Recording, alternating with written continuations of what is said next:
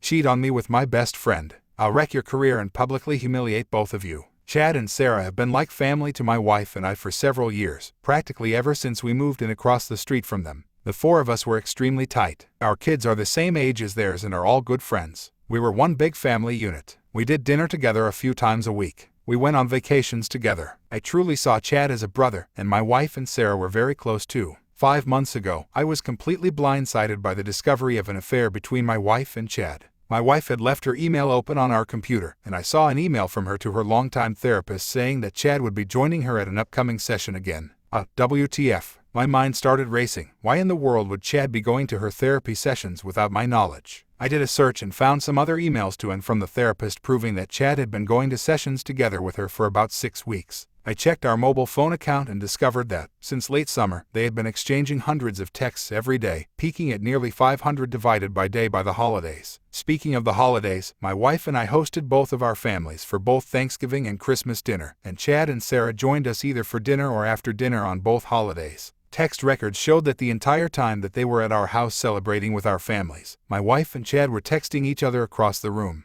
They were doing that pretty much every time the four of us hung out, for months. And, all day every day just in general. But what bothers me the most is that they were doing it with Sarah and I right there. I confronted my wife with the evidence, and she admitted that yes, she and Chad had fallen in love. It just happened. I don't know how, but I love him, and I just don't feel anything for you anymore, I'm sorry. They had gone on a school district trip together, something had happened in her hotel room, and things had moved quickly from there. She explained, as I lay face down on the couch, unable to look at her, that they had already made plans to move out and divorce me and Sarah, and while they didn't plan to move in together immediately because of the kids, they'd probably do so eventually. The meetings with the therapist were supposedly mostly for the purpose of finding a way to break this to me and Sarah as gently as possible, because they were so very concerned for our well-being. My wife moved out 2 months ago. I was, and still am, utterly destroyed. I cry every day. I cried writing the first few paragraphs of this story just now. I worry nonstop about the impact on our kids, but I am also not exactly a shrinking violet when I feel that I've been wronged. And in this case, I was, objectively, very, very wronged. So, a couple of years ago, Chad ran for a Board of Education seat as a pretty extreme underdog. I helped him with his campaign materials and debate prep, and my wife, a well-known school district employee, got the word out as best she could. Much to our surprise, he actually won in a squeaker by just a few dozen votes. Being on the board became the center of Chad's world. He joined every committee that he could. This turned into the foundation of his affair with my wife, as they were constantly going to school events and meetings together on evenings and weekends. Once I discovered the affair, my thoughts turned pretty quickly to revenge, and it occurred to me that an extramarital affair between a member of the Board of Education and an employee of the school district was at least bad politics and possibly violated district policy. Making things far worse for them was that my wife was in the running for an open administrative position, and everyone knew that she was more or less guaranteed the job and the major pay raise that came with it. She had just finished her master's degree in school administration, at the urging of her principal and the superintendent, so that she could be promoted to this specific position. I had plenty of evidence of the affair, texts from both of them admitting to it, text records showing that they were texting hundreds of times a day, emails to and from the therapist, etc. I considered simply emailing all of the evidence to the board and the superintendent, but felt like I, as the grieving, betrayed spouse, might not be seen as a credible source. So instead, I invented a fictitious furious friend who was planning on showing up to the next board meeting and publicly shaming the two of them for their affair. I told my wife that I'd tried to talk this person down but couldn't guarantee that they wouldn't show up and humiliate them publicly. As I expected, this led Chad to conclude that the only option was for him to preemptively admit the affair to the board. The superintendent subsequently recommended that Chad resign, which he did. Sarah said that he was utterly humiliated and crushed, and barely got out of bed for a few days afterward. Once word of the affair and Chad's resignation started getting around, the superintendent contacted my wife and tearfully informed her that it was no longer politically appropriate for her to be promoted to an administrative position within the district. The position that had been lined up for her was later filled by an outside candidate. This sent waves of confusion and rumor throughout the district, as it was pretty well known that my wife was getting the job. The day after she was informed that she wasn't getting the promotion, my wife and I, despite our crumbling marriage, took our son out to breakfast together on his birthday, and a parent stopped by our table to congratulate her on her new role. She said thanks, then excused herself to go cry in the bathroom for a while. I let the dust settle for a couple of weeks, and then, right before my wife moved out, let them in on my little secret. There was never a furious friend threatening to expose them in the first place. Just me. Word of all of this has gotten around our fairly small town, which Chad grew up in and my wife has worked in for nearly 20 years. My wife refuses to talk to me about how things are at work now, but I've heard from some people I know in the district that her formerly spotless reputation has taken a major hit.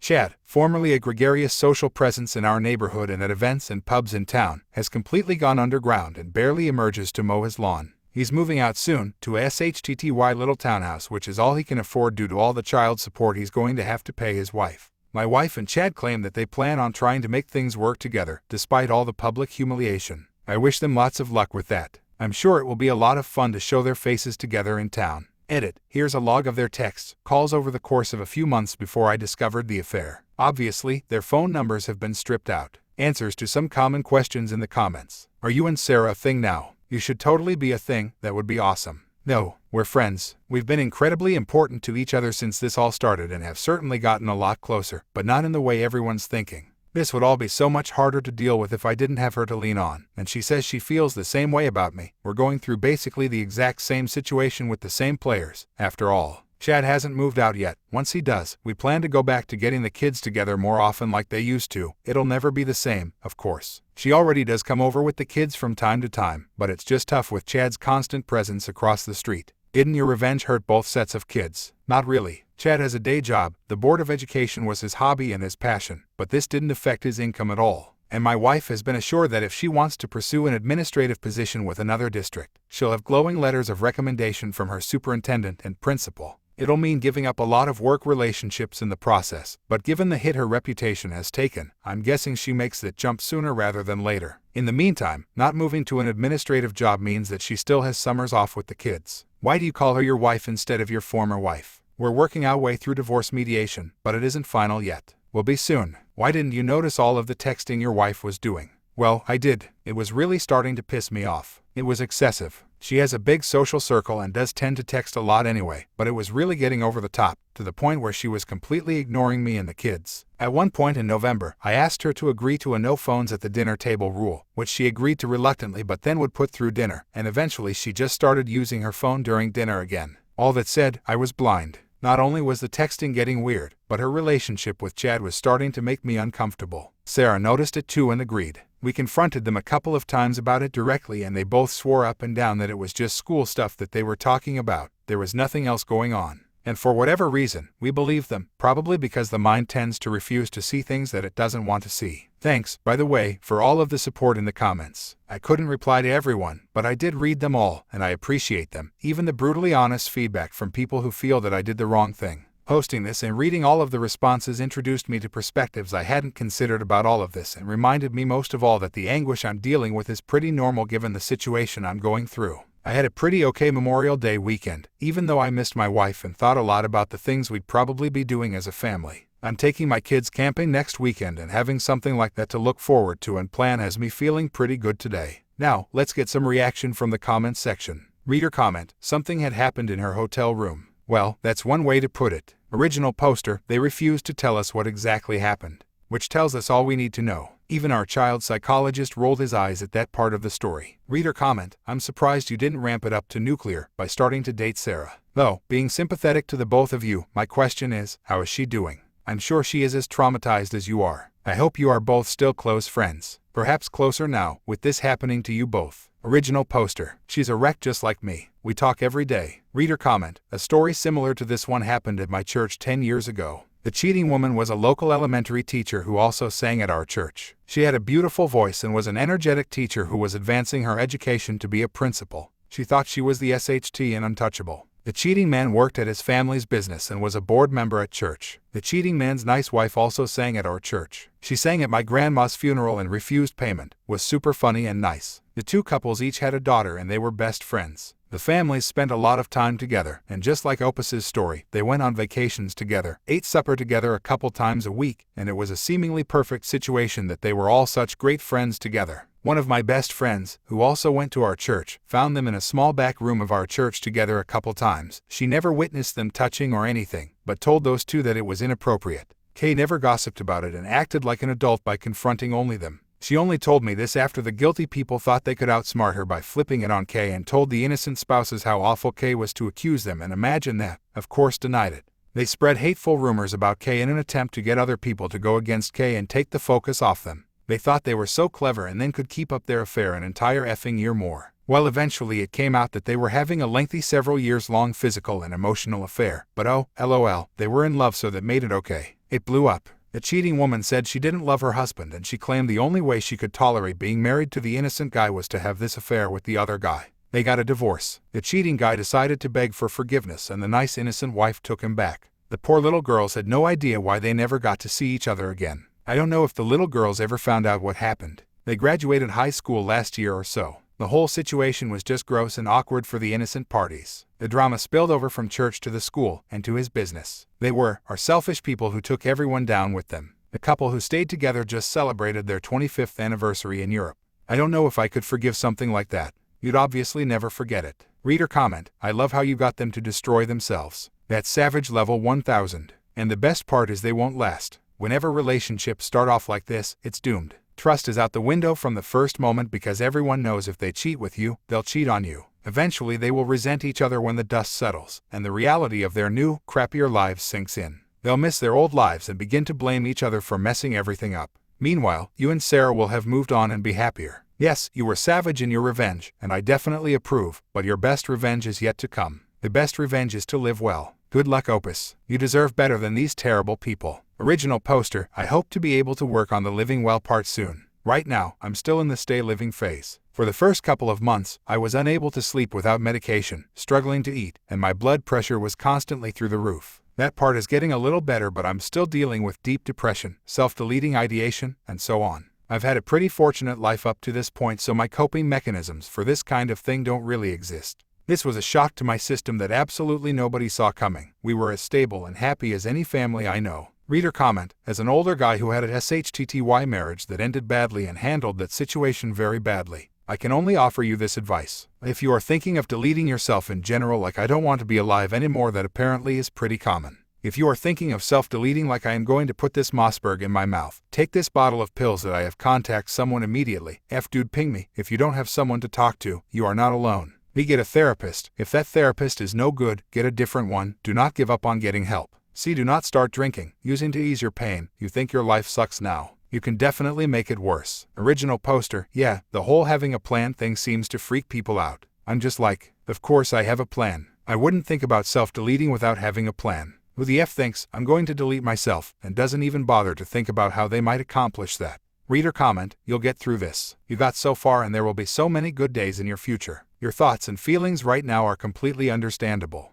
You lost something very important to you, but you'll get over it. It hurts and will hurt for a while, but it won't be forever. You'll get through this and live a happy life with your children. The future is full of possibilities. There is always somebody who supports you. Original poster, thanks, by the way, for this comment. I read it at the time, and it was very kind, but for some reason I forgot to respond until now. Reader comment, did it ever bother you when she was texting excessively while at social functions together? I am sorry that you were blindsided. Original poster, it sure did. I didn't think she was cheating, though, because I loved and respected her too much for my mind to even consider that a possibility. Reader comment, man, sorry for the two of you that this happened. If you like playing games, I have a group of friends we play and just talk on Discord. You and Sarah are welcome to join us if you like some company during the weekday afternoons and nights. Original poster, thanks. Reader comment, yeah, they will resent each other. Chad will especially blame Opus's wife for not being careful enough on the computer, lol. Original poster, I do wonder if he's PS said with her for that. Just about all the evidence of the affair was uncovered due to my wife not being very tech savvy. Reader comment, I love you. It's been more than a year since my husband divorced me for someone else. I still cry every day. I will never see justice of any kind for the years I lost loving him. I love you for getting your revenge. Faithless people suck, and they deserve everything they get. Original poster, I know exactly how you feel and I'm so sorry for what you're going through. I hope it gets better someday. I still have no idea whether it will. I stuck a toe into the dating world when wayward wife moved out. Probably for the wrong reasons. There was a huge hole in my heart, and I was desperately seeking a way to fill it. I'm seeing someone casually, but I don't think it's going to last much longer. She sees how sad I am and feels terrible for me, but she deserves someone who's in a better place right now and have told her so. I'm seeing her tomorrow and plan to talk to her and make sure that I'm not dragging her down. She's a sweet person and I don't know that I'm what she needs in her life right now. Reader comment, nice work Opus, and well written too. How are the kids of yours and Chad's family taking these events? I don't know how the divorce is progressing, but I hope you get full custody. You seem like a stand-up guy. Original poster, Chad's kids haven't been told yet. I'm honestly not sure why. He moves out soon.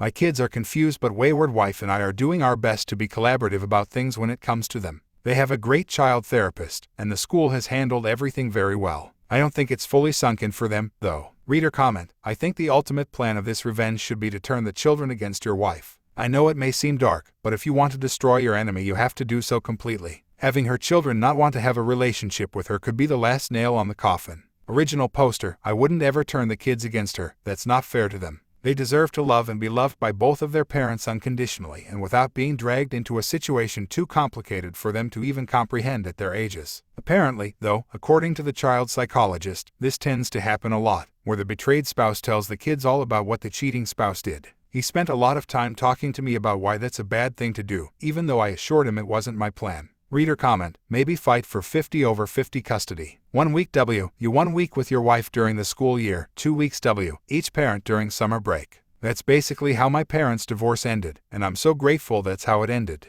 Maybe tell them why you divorced in a couple years, once they understand that this is the way things are now, and make sure they don't blame themselves for the divorce. Original poster: 50/50 is what we're doing. Reader comment: get Chad's wife and you won. Original poster: I don't think I see that happening. We've become very close as a result of all of this, but there's no romantic edge to it. We're very different people without a whole lot in common. She's also still desperately in love with Chad and clinging to false hope. I hurt for her. Reader comment: sorry you had to go through this, but why isn't she wayward wife yet? Original poster: divorce isn't finalized yet, still in mediation. Reader comment: what was their reaction when you told them that it was you? Man, I wish I was there for that. Original poster: I told wayward wife, she told Chad. She's too proud to let me see her act shocked or angry, so she smiled at me and acted like she didn't care, but after knowing her for 18 years I could tell she was furious. Her attitude through this whole thing is basically the opposite of remorse. She's deeply in denial that she did anything wrong. I know her, though. Eventually her defensiveness wears down and she sees things for what they are. Reader comment: sorry, this happened to you Opus. I trust my soulmate, but this all has me freaked out. When you look back on it, were there any red flags happening earlier on? Original poster: there were plenty of red flags, but I unconsciously ignored them all. The constant texting and smiling at her phone should have been a major warning sign for me, but I just didn't see it. She was even texting and smiling with him while I confronted her about the affair. Divorce is pretty much settled already, through mediation. I waited until that was the case to share this. Reader comment: are you going to show her this thread?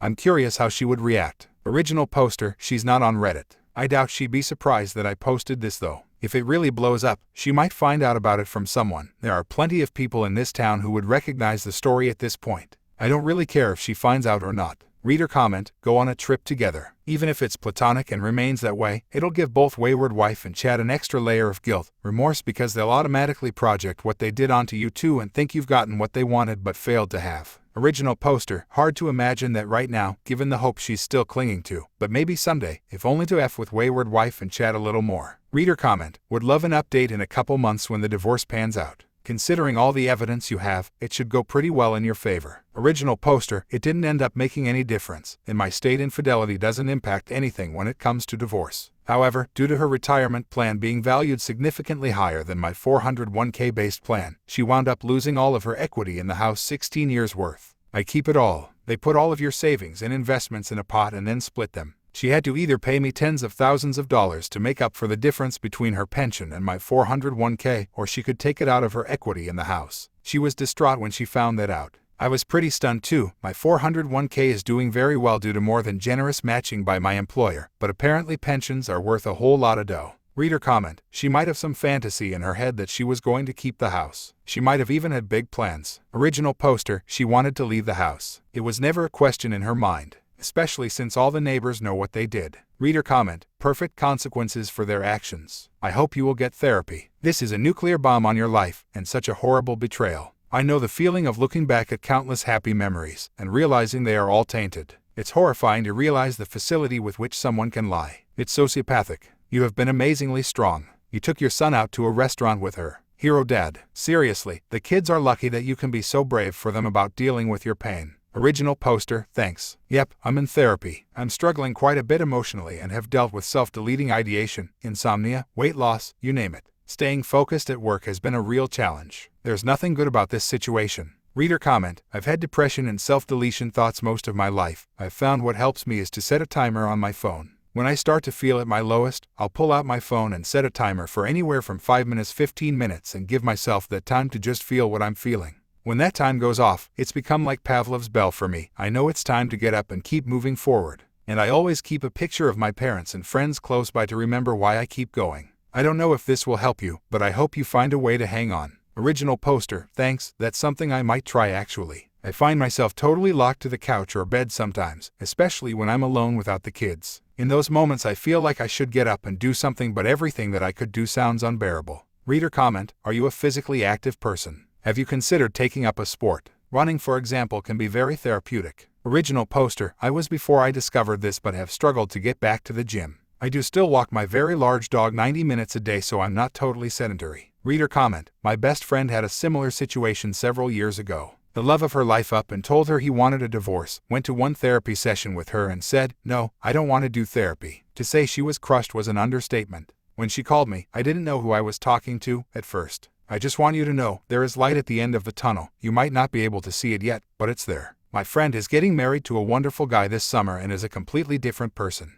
Things will eventually get better for you, too. Original poster, thanks. Reader comment, yeah. Since they're sociopathic and egocentric, they won't ever fully embrace the damage they've done to you or Sarah, even if they could. To me that was the hardest part, the injustice. I'm glad you got revenge, but you didn't get justice. You can't, and that sucks so hard. It's been 3 years since my partner revealed that he'd lied to me every day since the day we met, carried multiple huge lies for 7 years. He met a wonderful woman 6 months after I left him, recently married her. Meanwhile, counseling, and absolutely no desire to trust anyone again. Original poster, yeah, the revenge I got doesn't come close to justice. If they actually wind up happy together, it'll crush me. Reader comment, not sure if you're still looking at replies to Opus. But even if they do end up together, I doubt their relationship will be a happy one. Context, my dad. He cheated on my mom throughout their entire marriage, and likely while they were still dating. My mom knows, and she's known since before they were married. She doesn't approve of it, it crushes her self-esteem, but there's a lot of reasons to why she's still with him.